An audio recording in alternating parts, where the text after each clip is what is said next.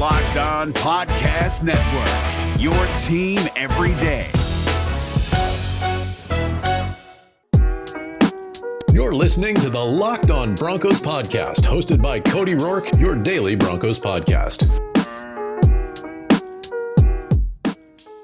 The Denver Broncos have added a new punter to the roster, and there is some claim that he might be able to win the starting job this summer in training camp. We take a look at who the punter is and compare him to Sam Martin. Plus, we hear from Sayre Bedinger, editor over at predominantlyorange.com. We have a conversation about Drew Lock's mindset so far after the day one of OTAs on Monday, not to mention George Paton's offseason moves and the perception by many Broncos fans. Here on today's brand new episode, Locked On Broncos, your daily Denver Broncos podcast here on the Locked On NFL Network, your team every day from the South Stands to the end zone. I'm your host, as always, Cody Roark, senior NFL analyst and director of video content at Pro Football Network and Broncos analyst for the Locked On NFL Network. You can follow me on Twitter at Cody Roark NFL. You can follow the podcast on your favorite podcast provider, Apple Podcasts, Google Podcasts, Spotify, and the Odyssey app. And not to mention, you get us in video content form here on the YouTube channel, Locked On Broncos. Hit that subscribe button and make sure that you like and comment for the algorithm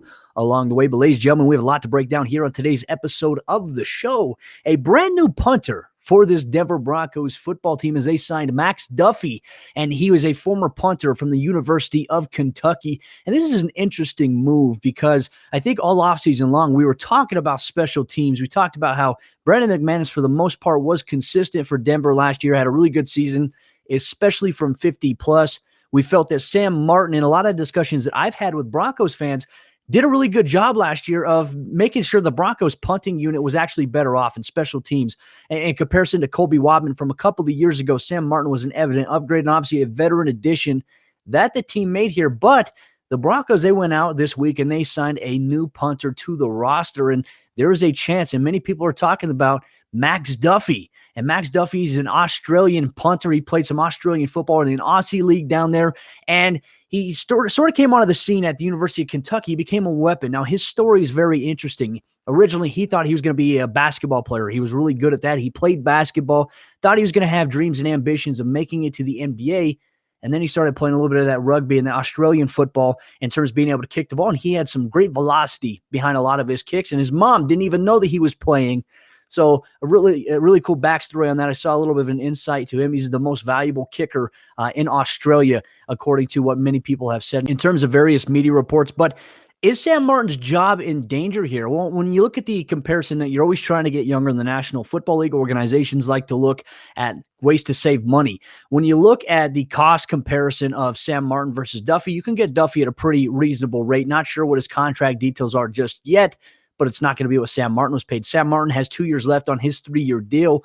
The Broncos, they could save $2.3 million in cap space if they released Sam Martin after June 1st, and it will only count towards $483,000 against the dead cap. So the overall process and cost, is beneficial. If you feel like Max Duffy can come in, if you're the Broncos, if you're special teams coordinator, Tom McMahon, if you're George Paton, you put these two in a competition this summer. Whoever has the most efficient summer, well, you roll with that person. And more than likely, Denver here, they're looking at every option. And competition is not a bad thing to have. They might even bring competition in for Brandon McManus. We'll see.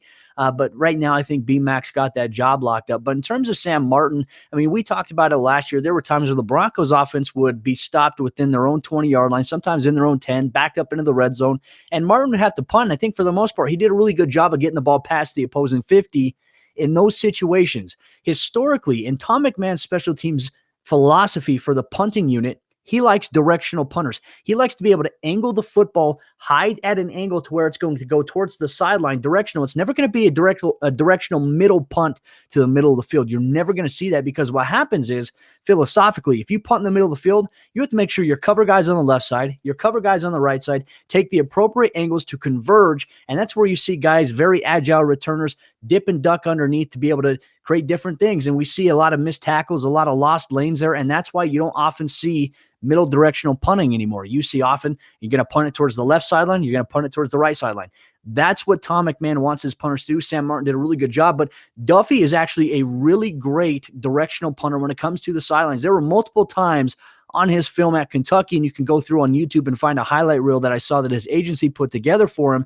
There were multiple times he was backed up with his heels on the inch mark of the back corner of their own end zone. So one snap to the left or to the right, a little too far, he may stay up out of bounds, and it may be a safety. Duffy had really great focus, really great control, and he booted it to the point. I mean, he had one punt. He booted it all the way across past the 50. It landed about the 40, and then it rolled to the 20. So, 69-yard punt along that nature. That's great. And imagine that at altitude. We know that the ball can travel high and far, and he's got this backspin. I don't know if you've ever been a punt returner, anybody that's watching this, but when you look up and those punts that are spiraling, let me grab this football right here on the YouTube broadcast. But if it's spiraling up in the air like this, that's great. Sometimes you see punts like this, which is great because then it's going to bounce and then roll. But these ones are hard because the more altitude that they get overall, it's going to determine the landing trajectory. And that was a big issue. You have to get underneath it, and you feel like the ball is going to land directly inside your chest and in your arms here. Often not the case because the angle is high and that's spinning. It's going to actually drop a lot shorter, and you're going to have to run up for it or you're going to have to run back. It's really hard to gauge and read at altitude. So Duffy's one of those players there. His career average at Kentucky was 46 yards per punt. He's younger. He's 28 in comparison to Sam Martin, who is 31. So more than likely, we will see competition at training camp between Sam Martin and Max Duffy. Broncos country, if you've had a chance to watch Max Duffy's highlights so far, what do you think about Duffy, maybe his prospects of becoming the starter for the Broncos this upcoming season?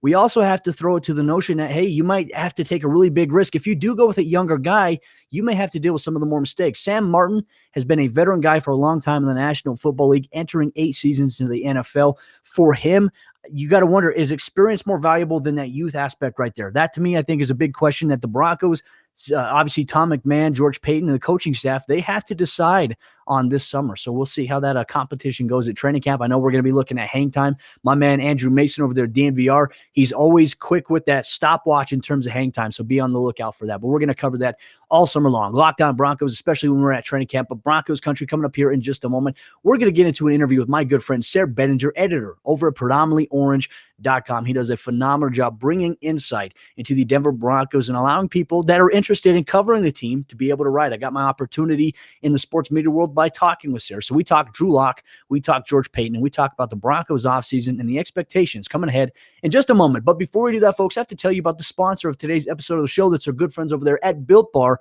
the best tasting protein bar on the market. I love Built Bar because they have 9 delicious flavors and the occasional limited time flavor. My personal favorite is peanut butter brownie. They do have coconut almond, cherry, raspberry, mint brownie, salted caramel, and double chocolate. So there is a flavor for everybody. And the thing that I like about Built Bar the most is that if I'm getting up in the morning to go work out, or if I'm rushing out the door and I don't necessarily have time to make breakfast, I grab a Built Bar out of my fridge or my freezer. I take a bite into it because it's soft and easy to chew, and it tastes like a candy bar because the bars are covered in 100% chocolate with the amazing flavors that follow along. But not to mention, Built Bar is also healthy for you folks. It contains 17 grams of protein and only 130 calories and only 4 grams of sugar. It is the perfect alternative and a great pick-me-up if you need something to get you through your day in the mid parts of the afternoon, or if you need a delicious snack. That's how I use Built Bar in my day-to-day life. And I want you to try Built Bar today. We've had several listeners of the show DM me on Twitter at Cody Roark NFL with their box of Built Bar, telling me that they loved the delicious flavor. So I want you to try it. If you're on the fence right now, or if you have that urge to try Built Bar, go to BuiltBar.com right now. Use promo code LOCKED15. You're going to get 15% off your next order. Once again, promo code LOCKED15 will get you 15% off your next order at BuiltBar.com. Very honored right now to be joined by my good friend, Sayre Bedinger. He's the editor over there at predominantlyorange.com. If you like Denver Broncos news, content, and coverage, Sayre and his team do a phenomenal job. That's really where I got started getting into the media world. It was because of Sayre. So really, I owe a lot of where I'm at today to my man, Sayre Bedinger. Sayre, obviously a lot to talk about today. First off, man, it's been a while. How you doing? Doing great, Cody. Thanks for having me. Thanks for the kind words. I always love talking Broncos football with you. So it's a joy for me, and man, it feels like football's in the air. I know we still got a few months, but man, it's just so much different than last year, I think. And I love it. I love it, man. It's great. I know. Last year we were sitting in a Zoom room talking about, what is it going to look like? What's football season going to look like here?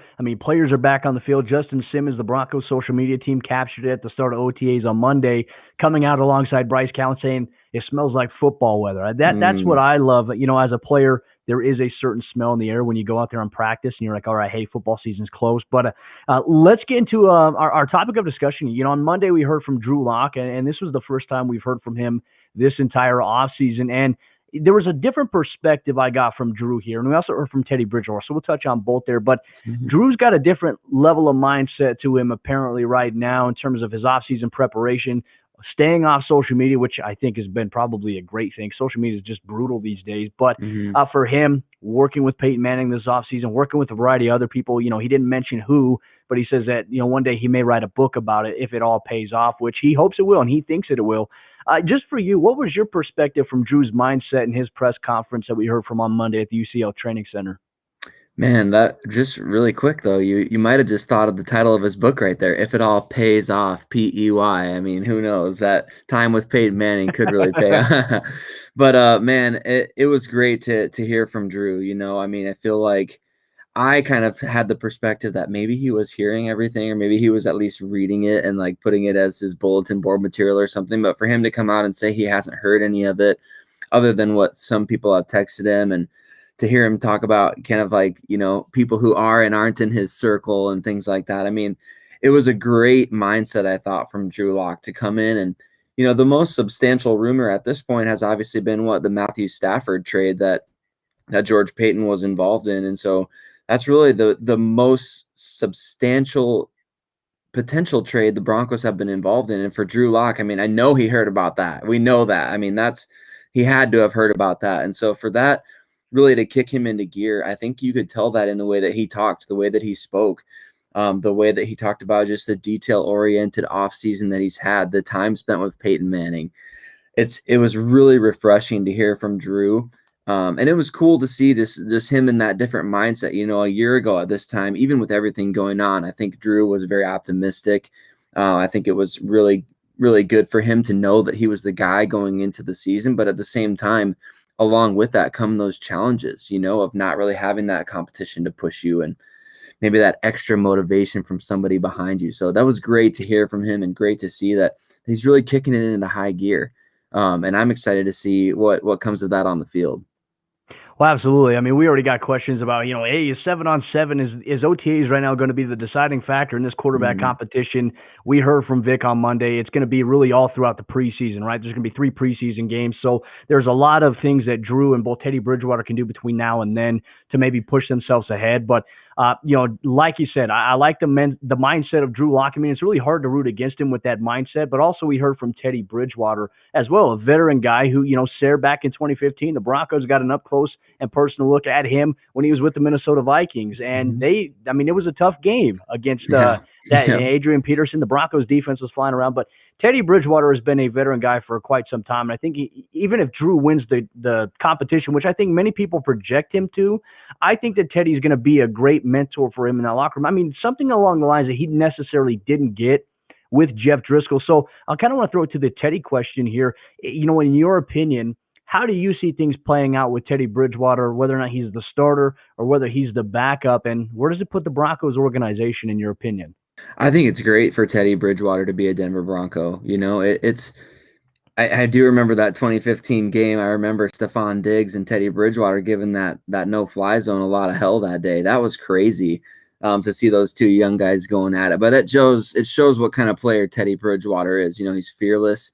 He's solid, if unspectacular. I mean, he's not going to blow you away with his arm talent. He's not going to blow you away with his athleticism, but he's a solid NFL quarterback, man. And I think that there's obviously room for Drew to really be pushed by him in terms of what Teddy brings to the table of having run multiple offenses, having been in winning franchise. I mean, he was with the New Orleans Saints and Drew Brees, so he's been around the best of the best. And for Drew to be able to take from that whatever he can, I think is going to be hugely valuable. And I think Bridgewater kind of gave the vibe today that, yeah, of course he's here to play, but I think he also talked in a way that makes me think that, he's ready to be a teacher. He's ready to be a culture, a guy who's going to cultivate a strong culture of leadership and somebody who's going to help players that he can help and do what he can off the field in that way. So, and I think you made a great point, man. Jeff Driscoll not necessarily bringing that to the table. And that's something that the Broncos have really missed.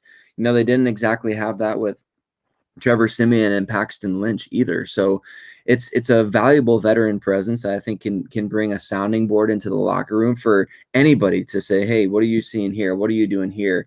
That's something that Drew was really leaning on Brett Rippon for last year, right? And not Jeff Driscoll, which, I mean, of course, him and Rippon are good buddies, but is Brett Rippon really the sounding board you want your starting quarterback to have? Not that he's not seeing things well, but you get what I'm saying. It's a veteran QB who's been around good, all-time players in recent years. And I think that's going to be really helpful for everyone. And we're going to get into the second half of our interview with Sayre Bedinger coming up here in just a moment. But Broncos country, before we get into that, I have to tell you about the other sponsor of today's episode of the show. That's our good friends over there, BetOnline.ag. And BetOnline is the fastest and easiest way to bet on all of your sports action. With baseball season in full swing, the NBA playoffs ongoing, and the NHL playoffs, you can track all the action at BetOnline. So before the next pitch or tip-off, go to BetOnline on your laptop or your mobile device and check out all the great sporting news, sign-up bonuses, and contest information. Don't sit on the sidelines anymore as teams begin their preparations for the playoffs. Head to the website or use your mobile device to sign up today and receive your 50% welcome bonus on your first deposit when you use promo code LOCKEDON. BetOnline, your online sportsbook experts. One thing I want to get your opinion on, because we haven't really had a chance to talk. This is the first time we've talked really in depth in terms of a video, podcast, audio in a long time. But so far, your thoughts on George Paton's first offseason as general manager? I mean, we've got the documentary coming up where we're going to really see the behind-the-scenes draft look from the Broncos and their conversations, getting to know these rookies. But outside of all that, there's been a lot of noise. And I think everybody's looking under the microscope. George Paton, he's made a lot of great moves on paper so far this offseason. I mean, does it all have to pay off right away, in your opinion, or do you feel like he's building something special potentially? I do think he's building something special, man. I really like what George Paton has done. I think from a Broncos fan perspective, you see what you want the team to be. And over the course of the last two off seasons that John Elway had, or two or three, 2018 through 2020, he really started doing a lot more things that fans wanted to see, in terms of the draft at least, and even in free agency some. And so to get that outside perspective, George Paton coming in and bringing in something completely fresh, completely unbiased, he wants the Broncos to win, and now he's no longer attached to anyone else on the team. So you've seen GMs across the league come in and blow things up.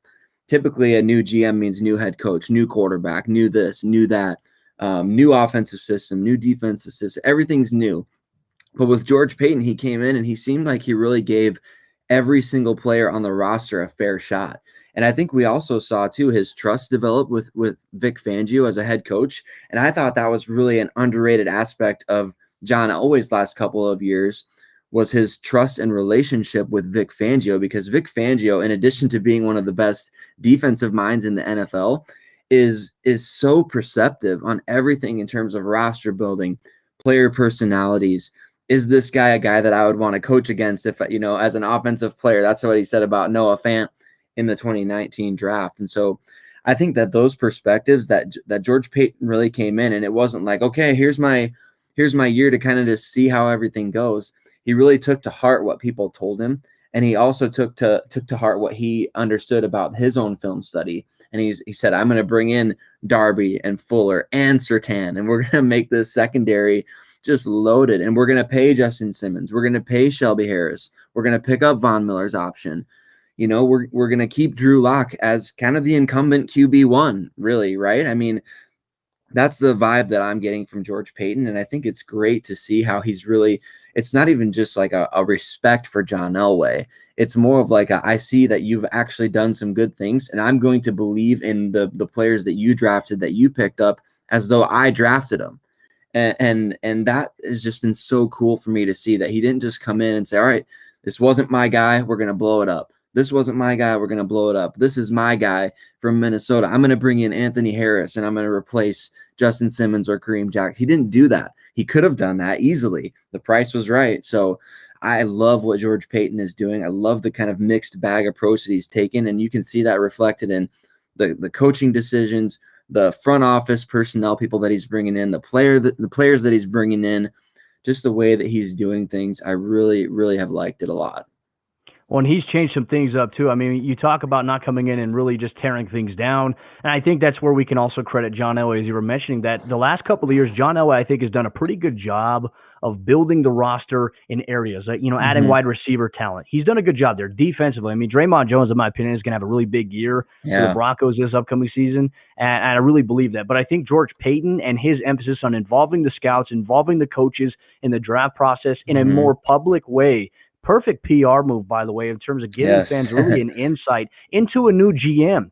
But his ideas, the way that he speaks about his philosophy as a GM, it is the right time. I had a conversation with Ian Rappaport a couple months ago here on the show, and we really talked about the idea that this was a home run hire. At least Ian said that. This is a home run hire for Denver. You go and you add Kelly Klein and just really kind of changing the landscape of professional sports, including women in there, minority hires. This is a phenomenal step, I think, for the Broncos in terms of what they plan to do. And then we know the ownership situation is going to be coming up this summer in terms of the Arapahoe County Court. But outside of that, there is some optimism about where this team is headed. So the one final thing I'm going to ask you here today, Sayre, when you look at the personnel that the Broncos have offensively with young guys, regardless of who the quarterback is, and you look at the defense, how do you see this team maybe performing so far this season? I think the schedule is more favorable than it has been right now, at least on paper.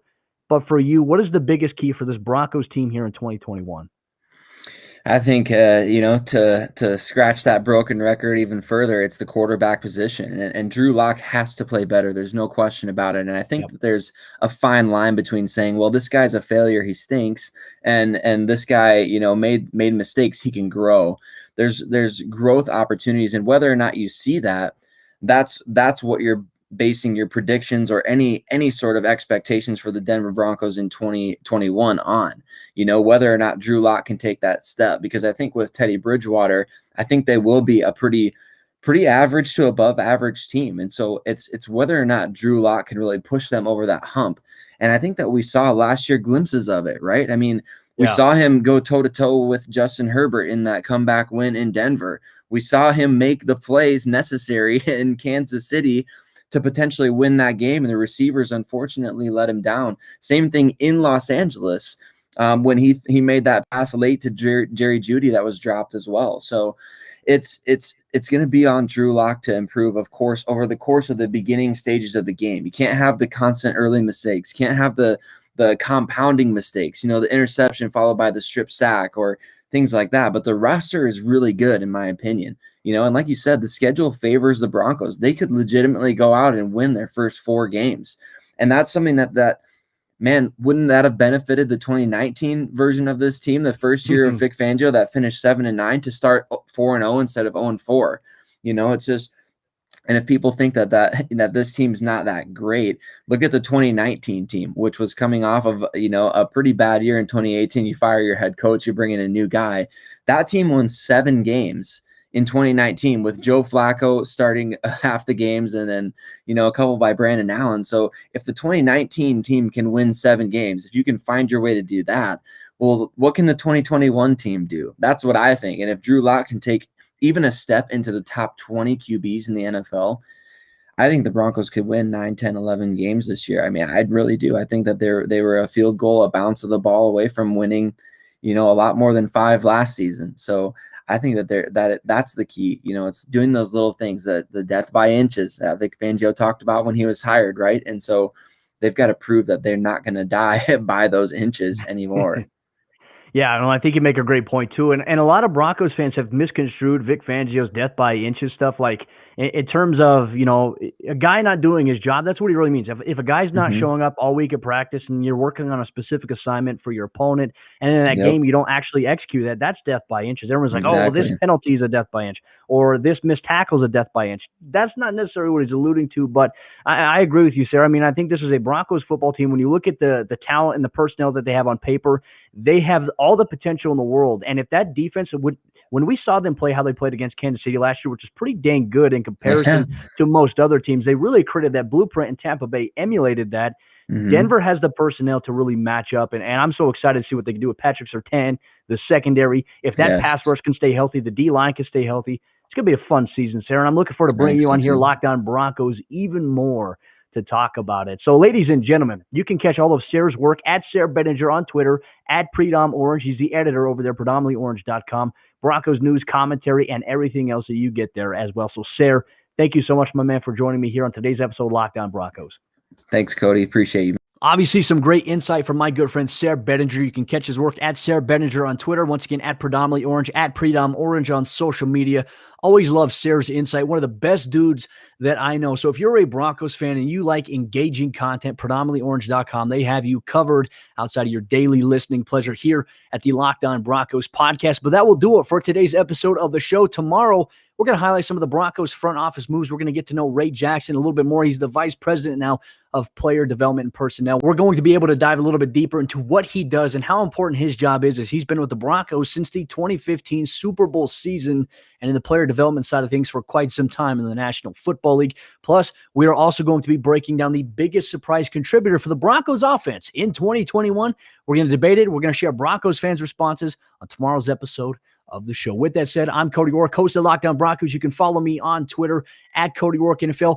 Make sure you hit that subscribe button on the YouTube channel and make sure you hit that like button and comment for the algorithm. I love engaging with all of you in the comment section on YouTube. And if you ever want to talk Broncos football with me, get at me on Twitter at Cody Roark NFL. Looking forward to interacting with you even more, Broncos country. But until tomorrow, I'll see you next time.